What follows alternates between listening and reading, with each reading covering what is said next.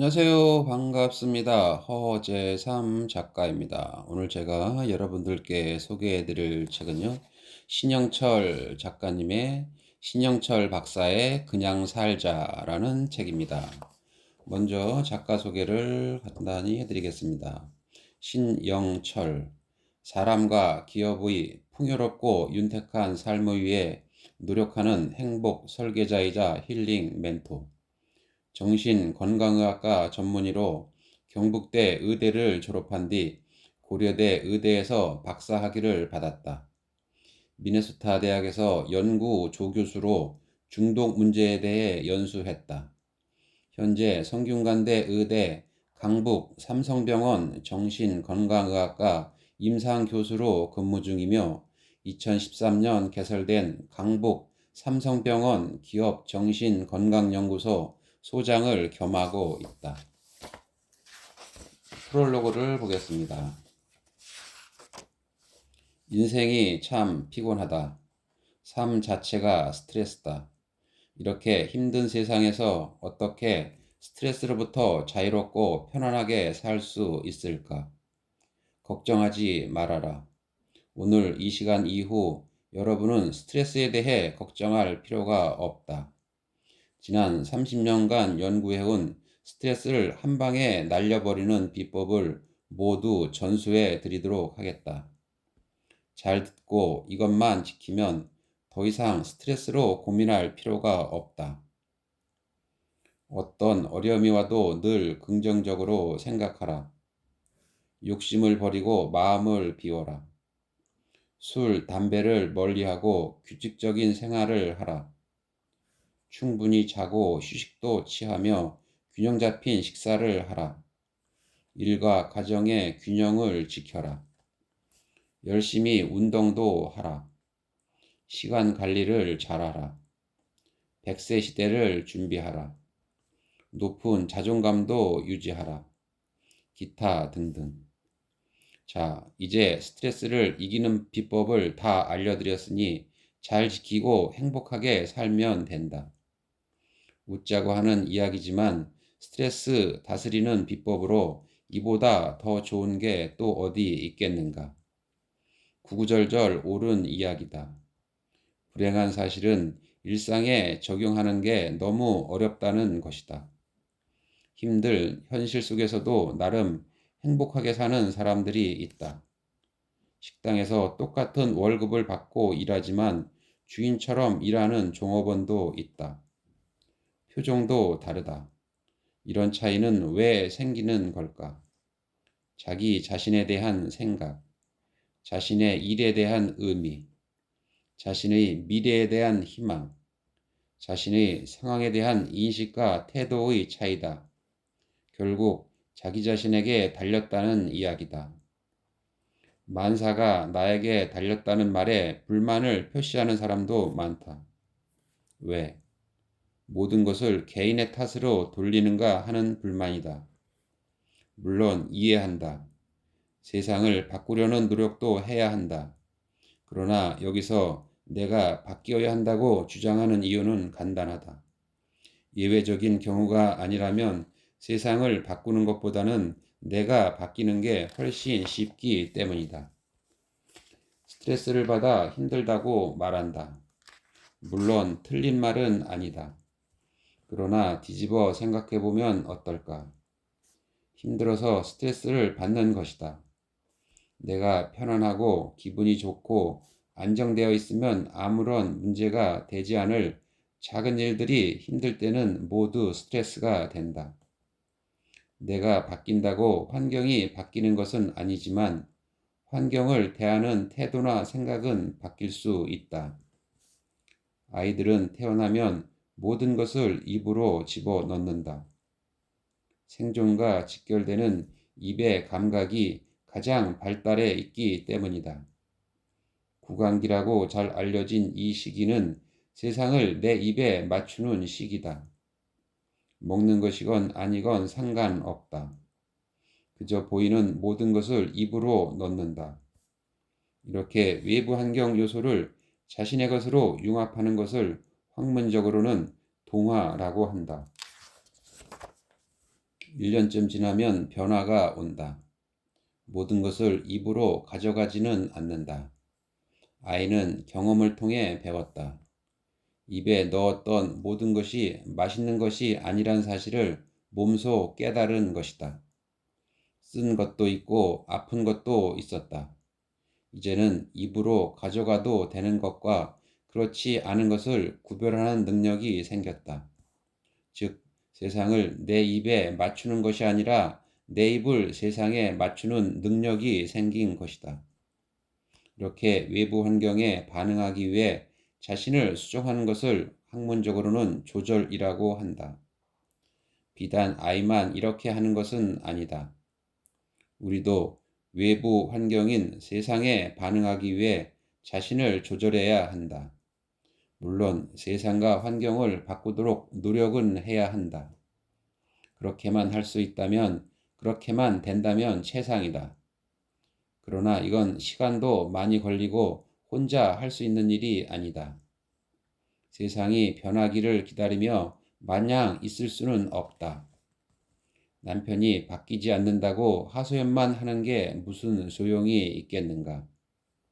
남편이 바뀌도록 노력은 해야겠지만 우선은 내가 먼저 바뀌는 것이 빠르다. 충분히 이해했다고 치자. 그래서 우선 내가 편안해지고 싶은데 안타깝게도 현실은 그리 만만하지가 않다. 이런 현실에서 그래도 자신을 지키고 스트레스를 관리할 수 있는 나름의 방법은 없는 걸까? 혹시 이 책을 읽고 단숨에 행복해지기를 바라거나 스트레스를 이기는 비법을 얻기를 원한다면 그냥 책을 덮는 게 나을 것 같다. 나는 깊이 있는 철학자도 행복을 논할 만한 대단한 인물도 아닌 그저 평범한 정신과 의사다. 이 책은 환자를 만나고 강연을 하며 겪은 경험에서 배우고 느낀 사소한 일상의 행복에 대한 이야기다. 그저 지친 현대인에게 작은 위로의 시간이 되었으면 하는 바람이다. 네, 목차를 보겠습니다. 하나, 그냥 살자. 둘, 마음의 맷집을 키워라. 셋, 자신만의 무기를 만들어라. 넷, 진정한 자존감을 키워라. 다섯, 집착에서 벗어나라. 여섯, 관계에 투자하라. 일곱, 공감의 신경세포를 깨워라. 여덟, 진정으로 범사에 감사하라. 아홉, 긍정적인 감정기억을 활용하라. 열, 세로토닌하라. 네, 그럼 본문으로 한번 들어가 보겠습니다. 그냥 살자. 다른 방법이 없다. 그냥 살라니 정신과 의사가 뭐 이런 이야기를 하느냐고 타박을 할지도 모르겠다. 힘들어 죽겠는데 무슨 뾰족한 대책이라도 알려줘야 할 것 아닌가. 그런데 어쩌랴. 내가 생각하기에 이게 최선의 대책인데. 스트레스를 받으면 사람들은 두 가지 방법으로 대처한다. 싸우거나 도망가거나. 혹 다른 방법이 있는가? 안타깝게도 없다. 길을 가다 곰을 만났다고 가정해보자. 당신은 어떻게 하겠는가? 고름아, 날 살려라. 도망가는 게 상책이다. 다른 대책이 없으니 36개 주랭량이 최선이다. 문제는 다른 곳에 있다. 과연 언제까지 도망가야 하는가? 정답은 물론 곰이 쫓아오지 않을 때까지다. 안타깝지만 스트레스는 모양만 바뀔 뿐 죽을 때까지 우리를 쫓아온다. 지금 당장의 진상만 사라지면 살 것 같겠지만 그건 사실이 아니다. 더 큰 진상이 우리를 기다리고 있을 것이다. 이게 우리의 현실이다. 도망가도 끝이 없다. 그러니 어쩔 수 없이 우리는 스트레스와 맞설 수밖에 없다. 혹시 어쩔 수 없이 붙어야 되는 상황이라면 두 주먹을 꽉 쥐고 전투태세에 돌입해야 한다. 50대 초반의 주부가 찾아왔다. 남편 때문에 못 살겠다고 하소연을 한다. 들어보니 정말 그런 이야기를 할 만하다는 생각도 든다. 이건 남편이 아니라 숫제 원수다. 결혼한 지 20년. 행복했던 기억은 호랑이 담배 피우던 시절 이야기가 되었다. 친구 좋아하고 술 좋아하고 툭하면 외박, 월급 구경도 못한 세월이 허다하단다. 여자 문제로 사고를 쳐서 뒤처리를 한 것도 손가락으로 셀 수 없을 정도란다. 나이가 들면서 그런 사고가 좀 줄긴 했지만 여전히 가족들에겐 관심도 없고 아직도 큰 소리만 뻥뻥 친다. 어디 그뿐이랴. 하소연은 끝이 없다. 전형적인 화병 환자들의 넋두리다. 가만히 듣고 있다가 한마디 했다. 물론 어떤 대답이 나올지는 이미 알고 있었다. 아니, 이혼할 생각은 안 해봤어요? 화를 버럭 낸다. 안 하기는요, 하루에도 10번은 더 해요. 아니, 그런데 선생님, 어떻게 이혼을 해요? 아이들이 이제 막 학교를 졸업했고, 아직 결혼도 안 했는데, 왜 이혼을 하면 안 되는지 장황하게 설명한다. 아, 듣고 보니 사정이 그러네요. 그럼 같이 살아야 되겠네요. 혼잣말처럼 중얼거리자 또 버럭 화를 낸다. 아니, 선생님, 이런 남자하고 어떻게 살아요? 나더러 어쩌란 말인가. 다른 방법이 없지 않은가. 물론 이해는 간다. 그런데 이 태도가 문제다. 불행하게도 같이 사느냐, 이혼하느냐, 이 두 가지 선택 말고 다른 방법이 있는가? 안타깝게도 없다. 이게 결정이 되어야 그 다음 대책이 생긴다. 비록 원수 같은 남편이지만 잘 생각해보면 좋은 구석이 없지는 않으니 아이들 때문에라도 살든가 아니면 고생만 한 지난날이 억울하지만 갈라서든가. 이런 결심이 서야 다음 대책이 생기는 게 아닌가. 살까 말까, 살까 말까. 하루 종일 갈등이다. 이러니 1년 내내 스트레스를 받는 상황이 지속된다. 답은 하나다. 다른 방법이 없다는 걸 빨리 받아들여야 한다. 그리고 한쪽은 과감히 포기를 해야 한다. 그래야 비로소 해결의 출발점에 서게 된다. 직장인도 다를 바가 없다. 낙하산을 타고 떨어진 상사는 진상 그 자체다. 아침에 출근하려면 가슴이 두근거린다. 지친 일과를 마치고 집에 돌아오면 꼼짝도 할 수 없을 정도로 기진맥진이다. 소화도 안 되고 잠도 안 온다. 온갖 수단을 다 동원해봤지만 사태가 나아질 기미도 없다. 이런 상태가 앞으로 몇 년은 지속될 것 같다. 이 정도가 되면 과감히 사표를 던져라. 직장인이여, 가슴에 사표를 품고 다녀라. 이런 책도 있지 않은가. 어림없는 소리다. 아이가 내년에 중학교를 간다. 학원비만 해도 만만찮을 것 같다. 요즘 같은 시절에 과감히 사표를 던진다 해도 다른 일자리를 구하는 것은 쉽지 않다. 치킨집을 개업하고 석 달 만에 퇴직금을 말아먹은 선배도 보지 않았던가. 그러니 어쩌랴. 더러워도 참고 다녀야지. 그러면 또 한숨이 나온다. 다니자. 아니, 그만두자. 끝이 없다.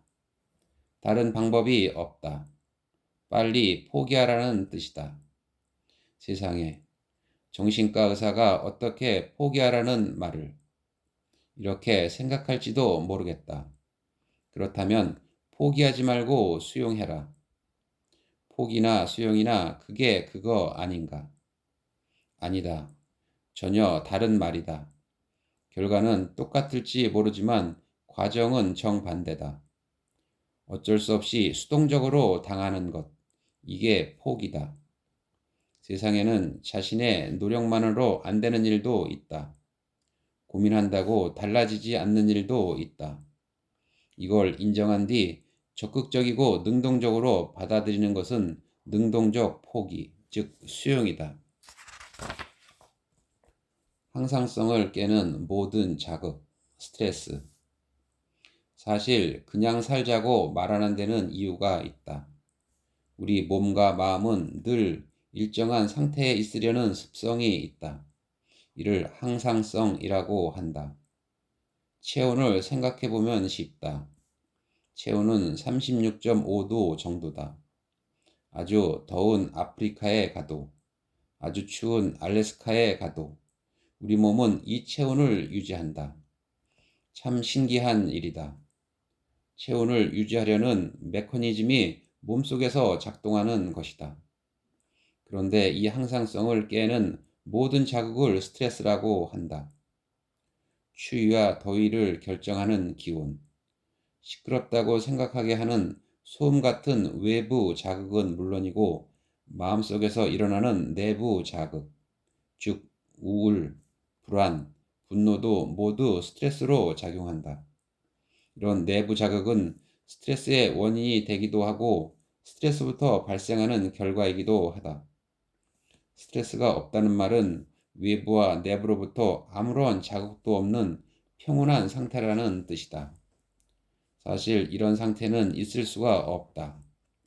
우리 몸과 마음이 아무런 자극에도 노출되지 않고 평안한 상태를 유지한다. 살아있는 동안은 거의 불가능한 일이다. 이 시점에서 질문 하나. 인간이 살아가면서 겪을 수 있는 가장 큰 스트레스는 뭘까? 정답은 배우자의 사망이다. 믿기 힘든 분도 있겠지만 엄연한 사실이다. 심리학자 토마스 홈스와 리처드 라해 박사의 스트레스 지수에 따르면 배우자의 사망은 스트레스 지수의 최고 점수인 100점이다. 우리나라의 경우 문화적인 이유로 인해 배우자의 사망과 자녀의 사망이 공동 1위다. 어쨌든 배우자의 사망은 엄청난 스트레스라는 말이다. 그렇다면 결혼은 몇 점일까? 아니, 결혼은 긍정적인 건데 그것도 스트레스인가? 이렇게 반문할지도 모르겠다. 물론 맞는 말이다.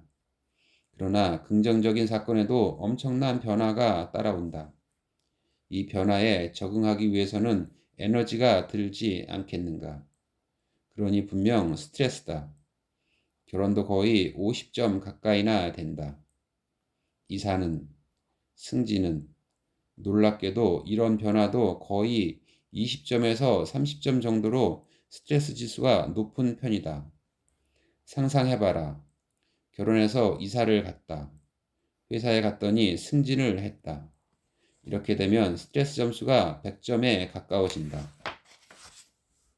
배우자의 사망과 같다는 이야기다.